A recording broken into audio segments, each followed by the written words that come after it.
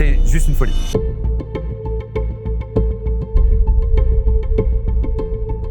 Autant de caméras, c'est un sacré challenge. En vrai, ils ont géré de fou, l'équipe de prod, ils étaient chauds. Ce qu'on devait faire en 4 jours, ça s'est fait en 48 heures. Et ça change, ouais. Ça change, c'est vachement bien. On est assez content de ce qu'on a fait, c'est cool. Beaucoup de satisfaction, surtout quand ça se passe bien. Franchement, JK Prod, artisan de vos émotions, faut le dire, ça, ils n'ont pas volé leur slogan.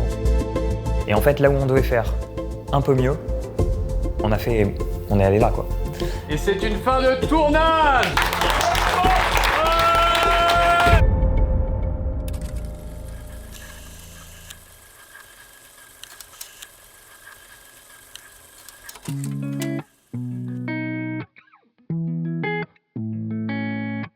On est sur notre tout premier événement Twitch, c'est vraiment notre premier, c'est pas le plus facile puisque on investit une école pour une compétition entre top streamers. En gros, on transforme une salle de classe et une cour de récré en une arène où il y a 4 équipes qui vont s'affronter. L'Equator Cup, à chaque fois, c'était voulu comme une rencontre entre la communauté et les créateurs de contenu. Ça a été pendant plus d'un mois là, une préparation quasi quotidienne. C'est une émission qui dure 3 heures, il y a 23 personnes qui vont l'incarner, il y a plus de 70 personnes qui la préparent. Donc grosso modo, on est en train de coordonner 100 êtres humains pour mettre en place une mécanique hyper complexe et hyper ambitieuse. On avait un événement qui était pas facile à réaliser, avec des contraintes qui étaient très importantes. C'était un peu chaud, mais on s'en est sorti à peu près comme il faut, sachant qu'on n'avait qu'une seule journée d'installation. Et c'est surtout qu'on est dans un endroit de ouf. Enfin, tu vois une école primaire comme celle-là, je pensais pas qu'on allait pouvoir tourner dans un tel lieu parce que c'est un lieu qui prête à la créativité, où il faut s'adapter. En fait, c'est hyper galvanisant, quoi. C'est une belle prod, avec une bonne prise de risque. On a 3 zones de décors à filmer, on est sur des distances qui sont hyper longues entre les différents décors. Là où c'est un événement très complexe, c'est-à-dire qu'on a plusieurs départs de flux, on a plusieurs salles, un lieu de tournage qui est gigantesque, on a des classes, on a une cour, on a la régie qui est au 2e étage. Et surtout, il faut s'installer dans un décor extérieur qui est une école où il faut tout créer. Toutes les positions de caméra, toute la lumière, tous les câblages pour alimenter tout ça, c'est tout créer. Nous avons déployé plus de 5 km de câbles, c'est énorme, c'est d'ailleurs le record chez notre loueur qui a dû soulever lui aussi, tellement on a de signaux à faire transiter entre toutes les salles, la régie, les salles de cours, la cour, vraiment, c'est vraiment incroyable. Des centaines de mètres de câbles d'alimentation qui ont été tirés au sol. Et bon, on tire des câbles DMX qui permettent de relier les machines les unes aux autres et relier ça à un ordinateur qui permet de faire varier les couleurs et les intensités. Du coup, t'as l'impression plus de faire partie d'un Fort Boyard que de faire partie d'une émission stream habituelle, tu vois. Surtout que là, il y avait vraiment beaucoup de grosses caméras.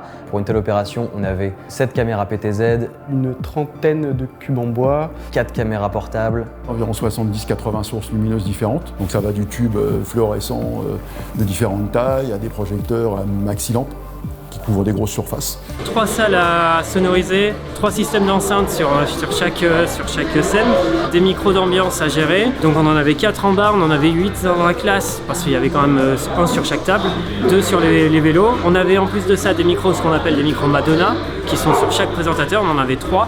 Et pour sécuriser un peu tout ça, on avait 2 micro-mains et quelqu'un qui était avec nous à la perche pour nous aider à avoir un son un peu plus précis. Beaucoup de fichiers Excel connectés. 11 caméras, ce qui est pas mal, dont 4 HF, donc c'est des caméras qui sont sans fil.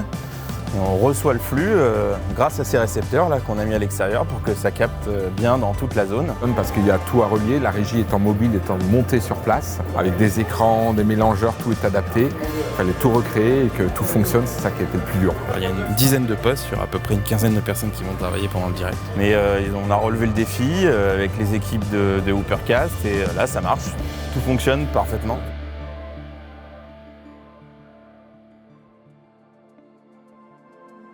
Je pense visuellement, ça rendait peut-être même mieux que ce qu'on imaginait au départ. C'est un truc que j'avais pas réalisé, mais le travail sur les lumières, c'est tellement important. Tu changes tellement une ambiance, une couleur, tu donnes un ton, tu donnes quelque... Enfin, waouh, chapeau. Aujourd'hui, une production comme l'Equator Cup 2, ça se situe pour moi parmi les top productions qu'on peut trouver sur Twitch en fait. Donc on est sur Twitch, on a vu des choses incroyables qui se sont passées sur cette plateforme ces dernières années. Donc les gens attendent d'être surpris, d'être captivés et il fallait absolument qu'on relève ce challenge. Là, c'est un énorme challenge, c'était de recréer une véritable émission de télé adaptée pour les réseaux sociaux, chose qui ne se fait pas couramment. Ça permet de montrer à beaucoup de gens qu'on est aussi à la hauteur sur ce genre d'événement. En plus, c'était du live, donc il y a du direct, donc t'as pas le droit à l'erreur. Le moindre pain, ça se voit tout de suite.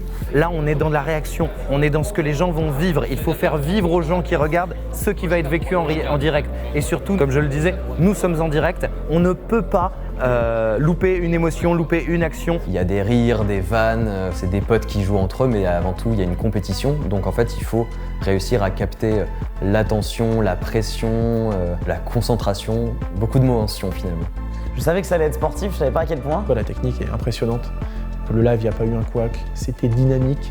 C'était dynamique, hein. C'était dynamique. On devait être capable de retranscrire avec l'image, le son, la lumière, l'habillage, toutes les émotions que les équipes pouvaient vivre. Parce que chaque détail, chaque élément a été pensé pour que ça ressemble vraiment à du spectacle.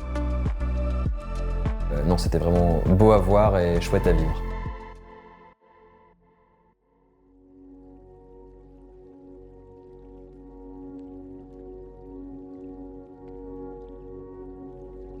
Je suis fier des équipes Overcast. Je suis... ouais.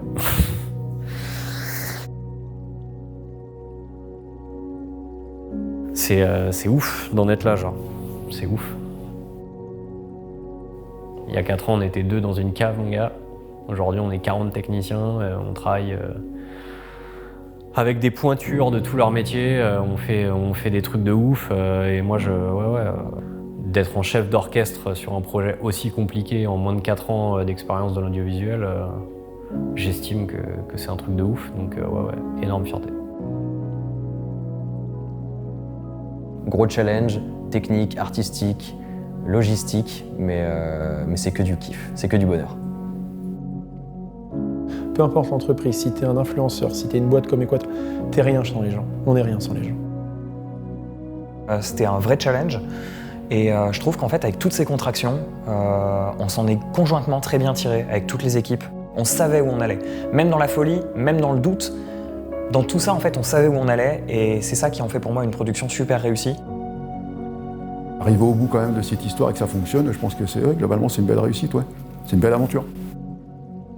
Je dirais même très content de toutes les équipes sur place. Ça a été vraiment un plaisir en tout cas de mettre ce projet en place, de travailler avec toutes les équipes. Donc Dupercast, c'était une très belle rencontre.